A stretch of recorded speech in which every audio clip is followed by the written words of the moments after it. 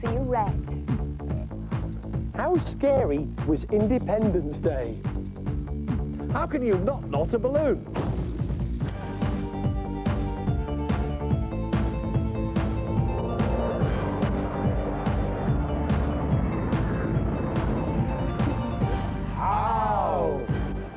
How can I pick up my small change? Very important, Gareth. I do it all the time.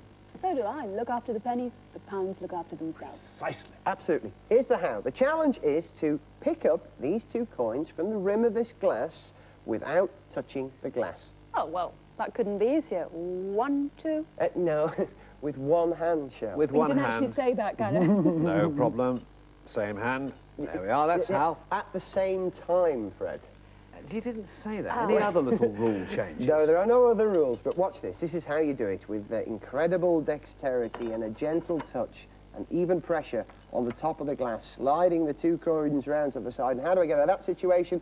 Pinch the two together, and that's how I pick up my small change. A good fiddling how, Gareth. And here's another one. How can you fiddle the results of a general election? There are many ways, obviously, but there is one which doesn't involve any obvious breaking of the law. And it was devised, in fact, by a chap called Mr. Elbridge Gerry in Massachusetts in America in the early 19th century.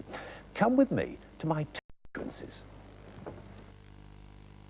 Now, here's a map of two constituencies, and the cones, they are voters.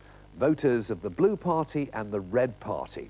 Now, in this constituency here, there are more blues than reds, so the Blue Party will obviously win.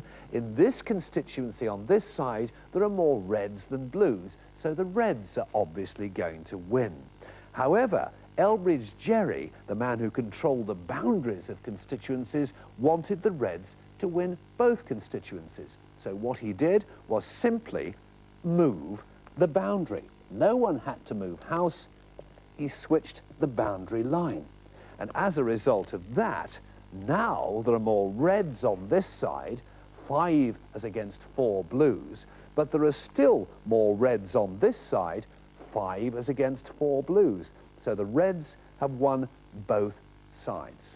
Very clever indeed. Elbridge Gerry, in fact, switched the boundaries of one particular constituency so many times, it ended in a weird shape like this, rather like a lizard or a salamander. Not a salamander, said one wag, more like a gerrymander. And thereafter, the whole business of shifting boundaries for political reasons became known as gerrymandering. So that's how one man at one time did fix the results of general elections. How can you make a carrot fly? I know how to make a carrot fly, Sean. What you need is my latest invention, which I like to call the carrot pult. Bar one! Very good. Gareth, I'm talking beautiful, delicate food ornaments here. Look at this. Oh. This is how you make a carrot fly. Isn't that gorgeous? And we are talking real art there. Sean, Isn't that beautiful? did you make that yourself? Well, no, I didn't, Gareth. But I know the man who did.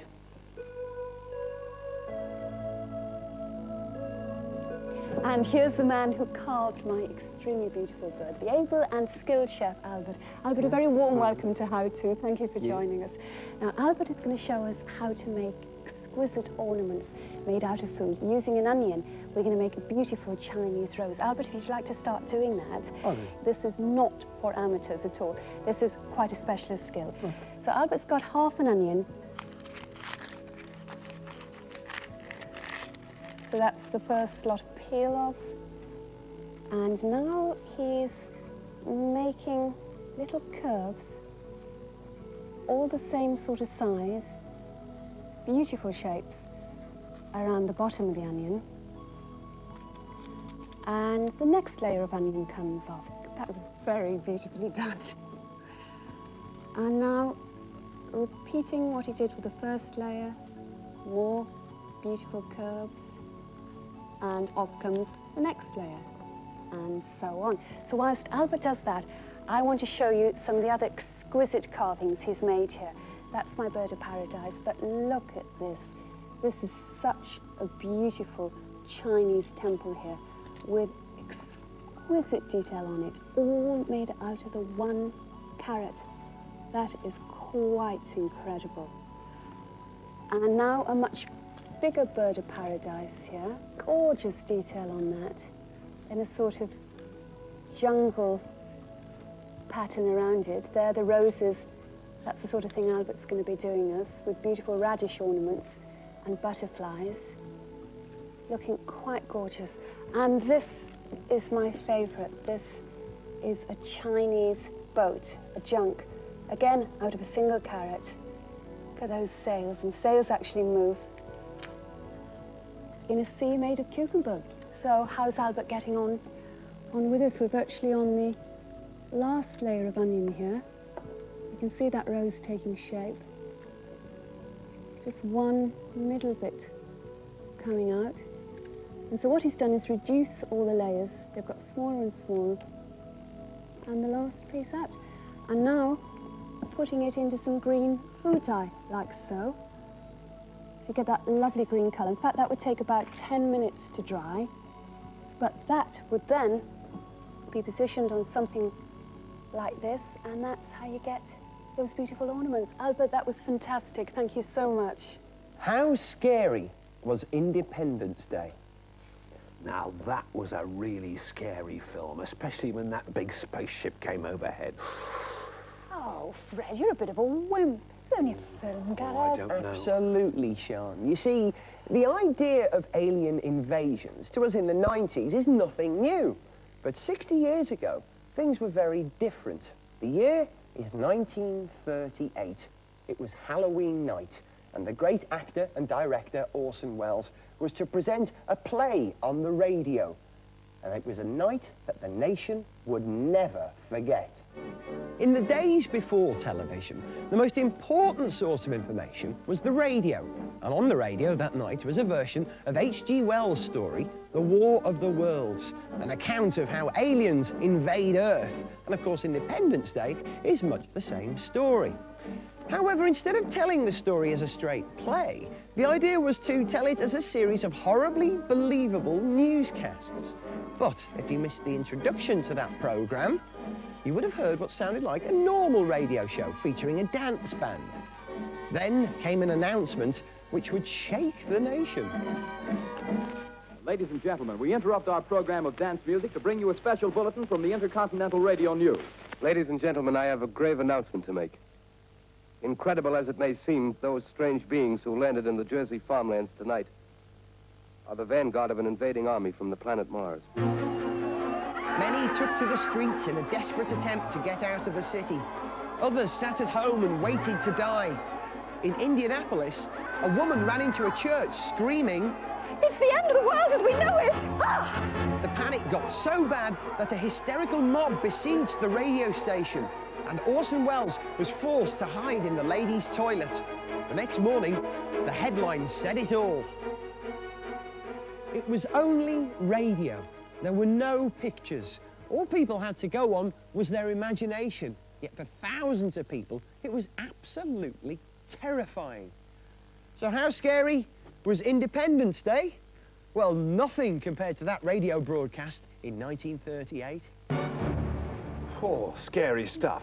Now, how can you not a balloon? Serious stuff. Not It may seem, yeah, try and knot a Easy. balloon. It may seem easy, but Take you that try off it. and There's more to it than just meets the eye. try and- It's not as simple as it may seem. No, that's not working not at all. No, well. Fred, you see, the secret is Yes. sellotape. Apparently, sellotape is the Thank best you. possible thing in the world Yeah, for try again. sealing balloons. Only... Oh, very good, Yeah, Gareth. sorry, Fred. One very dear. good method I found, being serious about this, is the one-way Sorry, valve Fred. balloon, which allows air in but not out. Unfortunately for this, you do need a canister of helium gas. There we are, and a nice little tag as well. How are you two getting on? Sorry, Fred. Oh, going well Very so well. far. Oh. My own particular favourite. Dear. Oh, sorry, Fred. My own particular favourite is the self-sealing balloon. Pull out the tag, blow it.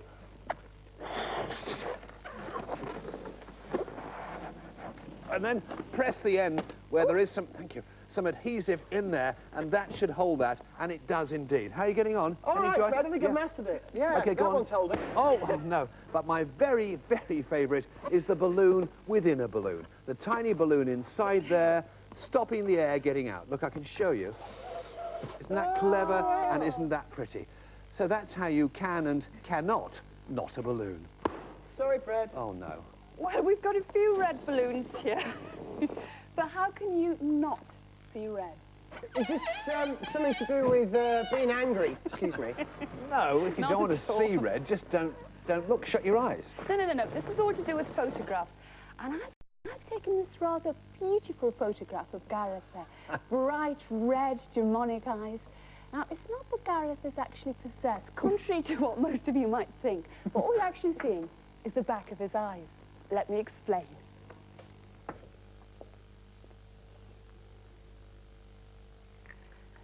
The back of the eye is actually covered in blood vessels. So when the flashlight comes streaming in, it lights up the back of the eye and the camera sees all those blood vessels. And what you get is horrible, bright red eyes. Not very pretty. But why is it that you don't get bright red eyes with ordinary sunlight? Why is it only with flash cameras? Well, it's all to do with the way the eye works. The amount of light getting into the back of the eye is controlled by a canny little mechanism here at the front of the eye. The coloured part of the eye, the iris, controls the opening and closing of that size of the hole. That's called the pupil. Now, this is a giant model of the eye. And when it's bright outside, the pupil closes. When it's dark outside, it opens up. So when you take a flash photograph, you don't actually get enough time for the pupil to close up. So that's why some cameras fire off a flash several times before actually taking a photograph. The first few flashes prompt the iris to close up. As a result, you get less of this and more of this. A vast improvement, I think you agree. And that's how not to see red. What a good-looking fella. I wonder who he is. How can I be a little less stuck up? Gareth, with the exception of me, you are the least stuck-up person in the world. Thank you, Fred. Gareth, I've always thought you had the common touch. And I'm proud of it, Sian. Now, I'm not talking about snootiness here. I'm talking about these things. Post-it notes. You know, those little yellow sticky things that you find all over the place. It's a great way of leaving a message for someone. There you go, Fred, my hero. But the place that you find post-it notes most of all is in the office, stuck all over computers, making it look really, really untidy. Now, aren't we supposed to work in paperless offices these days?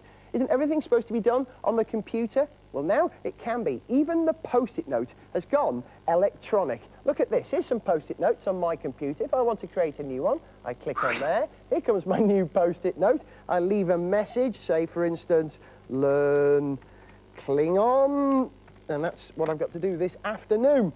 And when you finish with the post-it note, all you do is dispose of it by closing it like that, and it says dispose of note, and it happens exactly the same as the real post-it note, in that you crumple it up and it's vanished in the bin. The nice thing about these is you can leave them on other people's computers. You don't need their password to get in, and it's a very tidy way of leaving messages. And that's how I can be a lot less stuck up. I can out-how you here, Gareth. These days you've got to think big.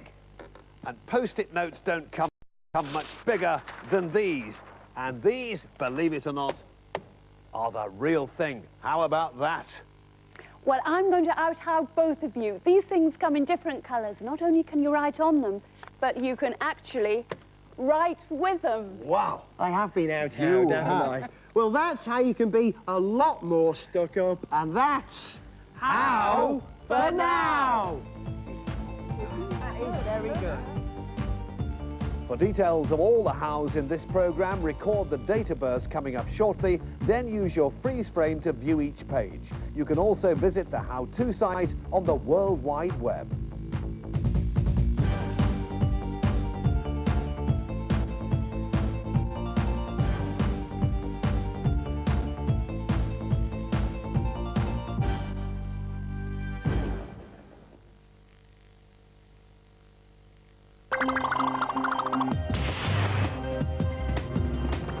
Welcome to your alternative.